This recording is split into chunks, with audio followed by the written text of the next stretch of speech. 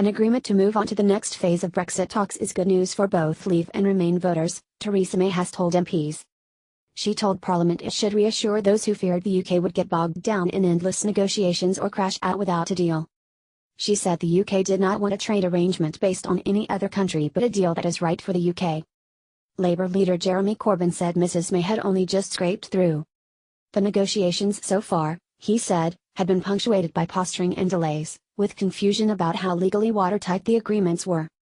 Updating Parliament on the terms of Friday's Phase 1 agreement, which is expected to be approved by the other 27 EU leaders later this week, the PM said it would see the UK pay a fair divorce bill, avoid a hard border between Northern Ireland and the Republic of Ireland, and see the rights of UK and EU expat citizens enshrined in UK law and enforced by British courts.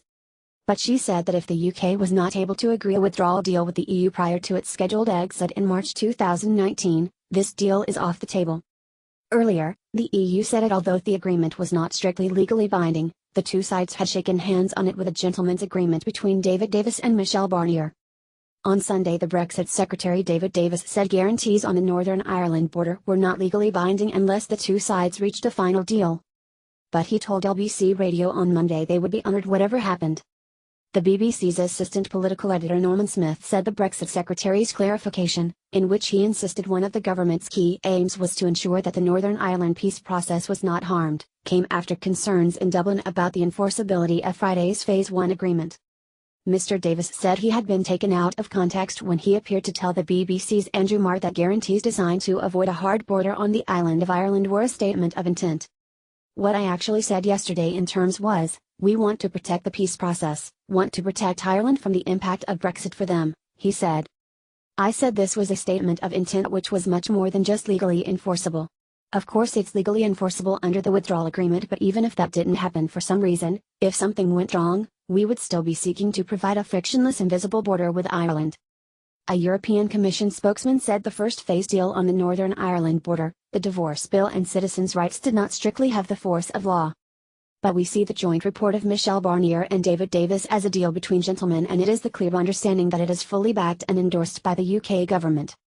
She added, President Juncker had a meeting with Prime Minister May last Friday morning to ascertain that this is precisely the case.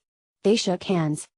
In her statement to Parliament, Theresa May said she expected EU leaders to agree immediately to start talks about a 2-year transition deal immediately, paving the way for continued access to the single market for a time-limited period. This is good news for the people who voted Leave, who were worried that we were so bogged down in the negotiations, tortuous negotiations, it was never going to happen, she said. It is good news for people who voted Remain, who were worried we were going to crash out without a deal. We are going to leave, but we are going to do so in a smooth and orderly way. Christmas present. The Prime Minister was praised by leading figures from both wings of the Tory party. On the pro-EU side, Anna Soubry said there was complete unanimity within the party that Friday's agreement was a major step forward, while Nicky Morgan said it was an early Christmas present.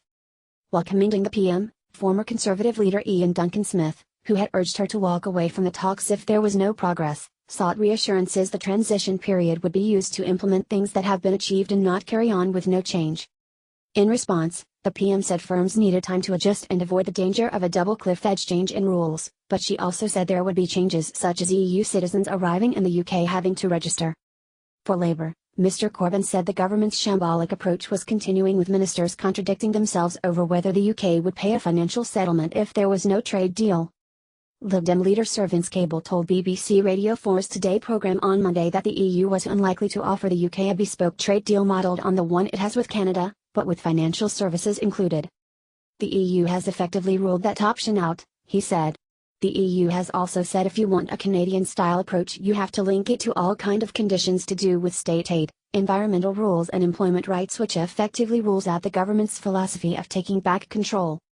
His party has tabled an amendment to the EU withdrawal bill, to be considered on Tuesday, which would see the Norway option of remaining in the single market kept open as long as possible.